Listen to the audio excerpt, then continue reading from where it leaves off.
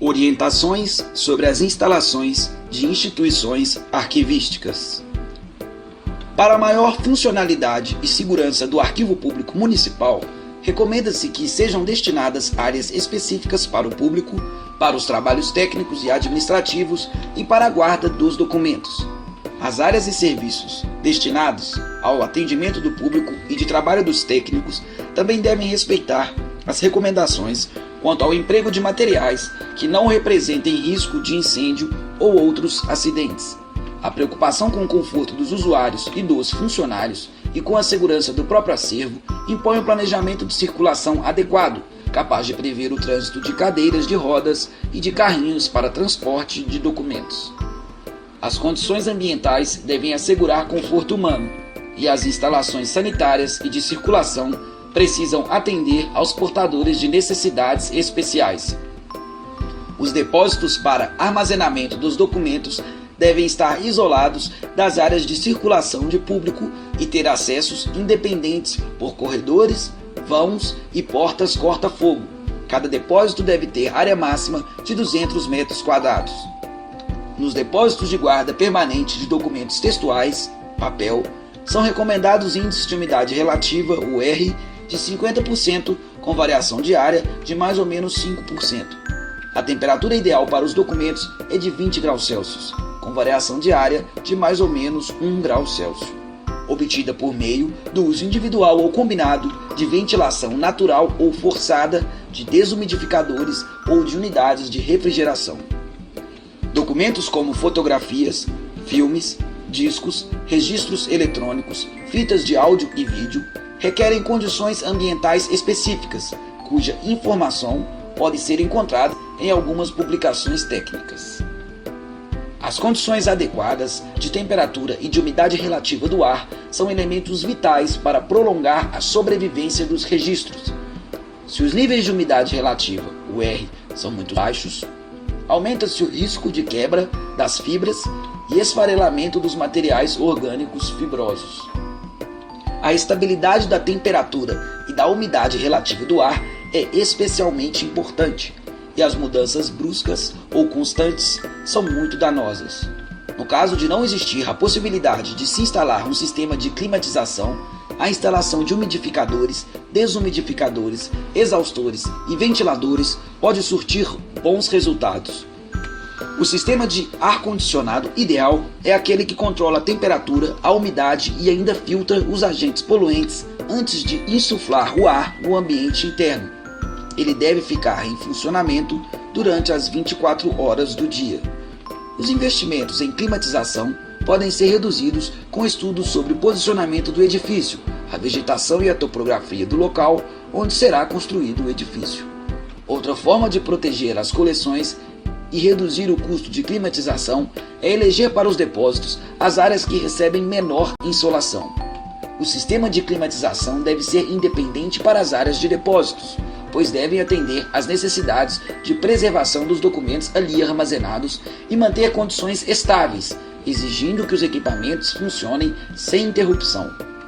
Nas áreas de trabalho e para o público, os equipamentos podem ser desligados quando não há funcionamento das atividades rotineiras e de atendimento ao público.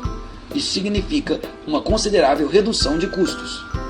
Recomenda-se ainda, com vistas à preservação dos documentos, manter as instalações em perfeitas condições de limpeza, prevenir infestações de insetos e assegurar sua proteção eficiente por meio de mobiliário e acondicionamento adequados. O ar dos centros urbanos e industriais contém uma grande diversidade de partículas e gases. As partículas que compõem a parte sólida dos poluentes reúnem especialmente o pó, a fuligem e os esporos dos micro-organismos. Os gases formam os poluentes mais reativos e perigosos para os documentos. O dióxido de enxofre, o sulfeto de hidrogênio, os óxidos de nitrogênio e o ozônio possuem comprovada ação destrutiva. O mobiliário das áreas de consulta e administrativas deve ser de aço ou de madeira tratada contra insetos e fogo. As mesas dos pesquisadores devem ser mais largas do que o usual, tendo em vista a diversidade de formato e tamanho dos documentos.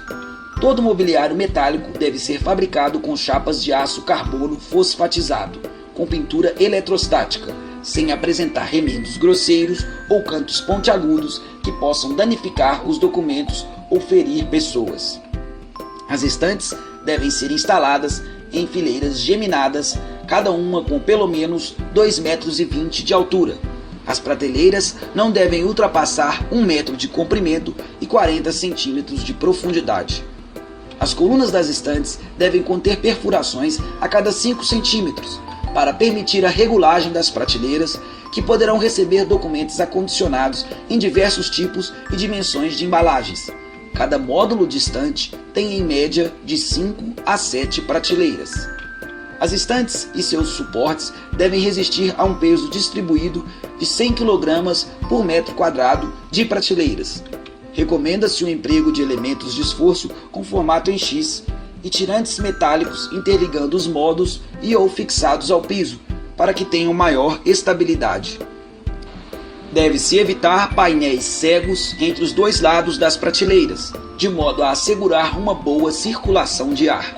Os corredores entre as estanterias devem ter no mínimo 70 centímetros de largura e as passagens em ângulos 1 metro de largura. É preciso sempre uma passagem de 70 centímetros de largura entre o fim das fileiras e as paredes. Além da circulação de pessoas, é importante também cuidar da circulação do ar e da limpeza dos depósitos, para se evitar a proliferação de micro-organismos e insetos. Consequentemente, as estantes devem ficar afastadas das paredes, no mínimo em 30 centímetros, e o ideal é manter também uma passagem de 70 centímetros para possibilitar inspeções periódicas de infestações. Da mesma forma, a última prateleira deve ter afastamento mínimo de 10 centímetros do piso e o vão livre acima da estante ser de no mínimo 30 centímetros. O layout de distribuição das estanterias deve estar de acordo com o projeto de ventilação, iluminação e de extinção de incêndio. As fileiras das estantes precisam ser dispostas no sentido da circulação do ar, de forma a nunca bloquear o seu movimento, evitando-se assim a formação de bolsões de ar estagnado. As estantes compactas deslizantes oferecem vantagens e desvantagens. Entre as vantagens estão a economia de espaço e o fechamento para a proteção dos documentos contra a luz e a poeira. Das desvantagens, pode-se citar o peso, que requer estrutura especial, a redução da circulação de ar, que pode resultar na proliferação de micro-organismos em ambientes não climatizados, e o fato de sempre terem que ser movidos. Os desníveis no piso podem provocar o empenamento. Para acondicionar documentos de grandes formatos, como mapas, plantas e cartazes, serão necessários móveis especiais para o acondicionamento horizontal, mapotecas. Além de mapotecas, devem ser previstas mesas de dimensões compatíveis com o formato desses documentos e dispostas de forma a facilitar a retirada dos documentos das mapotecas quando necessário. As radiações luminosas podem causar sérios danos pelas reações físico-químicas que desencadeiam nos materiais. A radiação produz um efeito cumulativo. Isso quer dizer que o dano causado pela radiação se relaciona à intensidade e ao tempo de exposição.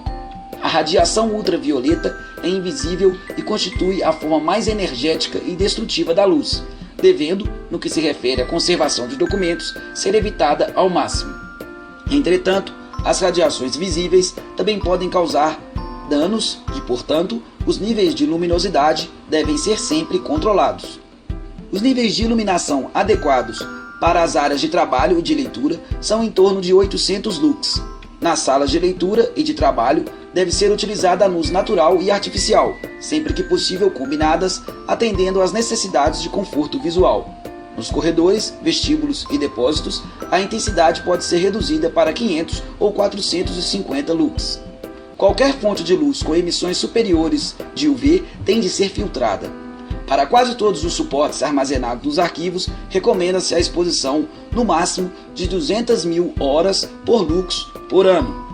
Caso os depósitos tenham janelas, que não é recomendado, as prateleiras das estantes devem estar perpendiculares às janelas, de forma a também evitar a incidência direta das radiações sobre os materiais. Recomenda-se, especialmente, o uso de filtros contra a radiação ultravioleta invisível. também podem ser usadas persianas. No caso da iluminação artificial, podem ser instalados sistemas de iluminação incandescente ou fluorescente. Para esses casos, o uso de filtros ou absorventes de radiação UV pode contornar o problema. Não é permitido o uso de lâmpadas de mercúrio ou sódio devido à sua intensa emissão de radiação ultravioleta. Muitos acervos valiosos têm sido destruídos ou danificados por incêndios ou inundações. Esses desastres são devidos a problemas na instalação elétrica e hidráulica, à infiltração de água por paredes, telhados, calhas ou janelas. Em grande parte, a causa reside na falta de manutenção adequada. Todas as instalações elétricas devem estar de acordo com as normas técnicas em vigor. Todas as válvulas para fechamento de água devem ser claramente indicadas. Os funcionários devem ter fácil acesso a esses registros por meio de sinalização prevista nas normas de segurança em vigor. Para isso, a sinalização de emergência deverá incluir as direções abre e fecha dos registros através de indicações. As canalizações de águas pluviais devem ser dimensionadas para o escoamento próximo ao edifício, evitando-se a penetração de água no solo. A proteção adequada contra o fogo começa pelo projeto arquitetônico. Devem ser evitados grandes espaços abertos e escadas ornamentais que podem criar correntes de ar verticais e se transformar em verdadeiras chaminés para o desenvolvimento do fogo. Todos os materiais do prédio têm que ser preferencialmente incombustíveis e receber proteção especial retardadora de calor e de chama. Paredes e pisos devem ter resistência mínima ao fogo de 2 horas. É indispensável a proteção dos acessos aos depósitos e às áreas de circulação, inclusive escadas com portas corta-fogo dotadas de resistência mínima de 1 hora. Corredores e escadas de emergência devem ter um mínimo de 1,20 m de largura e as portas corta-fogo 1 metro de largura. As portas corta-fogo, segundo a norma, devem ser facilmente empurradas. O ideal é que todo prédio conte com um sistema de detecção de incêndio automático, ligado ao quadro de alarme, de acordo com os padrões vigentes. Os detectores mais adequados são os de fumaça, dos tipos ionização e fotoelétrico. A principal função dos sistemas de alarme é localizar o sinistro e alertar as pessoas para evacuarem o prédio. É quando a brigada de incêndio entra em ação para chamar o corpo de bombeiros, tentar extinguir o fogo e acompanhar o processo de evacuação. Os extintores manuais à base de água, CO2, dióxido de carbono ou pó químico devem ser distribuídos pelo depósito de acordo com as normas vigentes, independentemente da existência de extintores automáticos. Os extintores automáticos, do tipo aspersores ou sprinklers, liberam uma fina névoa de água, sendo os mais recomendáveis para depósitos de documentos. Normalmente, quando acionados, não chegam a causar sérios danos aos documentos. Mesmo assim, devem atuar de forma setorizada, excluindo as áreas ainda não atingidas pelo fogo.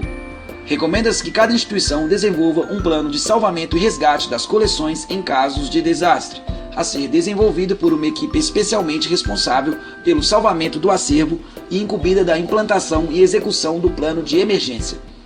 Os acervos arquivísticos não estão livres de danos causados por terceiros, roubos e vandalismos. As entradas do edifício devem ser bem iluminadas e livres de quaisquer obstáculos que prejudiquem a visão da equipe de segurança. Os sistemas de alarme devem ser instalados, sempre que possível, para se evitar riscos de invasão. Recomenda-se que todas as aberturas e passagens no andar térreo sejam protegidas por grades ou venezianas. É importante a separação entre a área de depósito e os locais onde o público circula livremente. As áreas abertas ao público, principalmente salas de consulta, devem ser supervisionadas por funcionários. Os depósitos devem estar especialmente protegidos.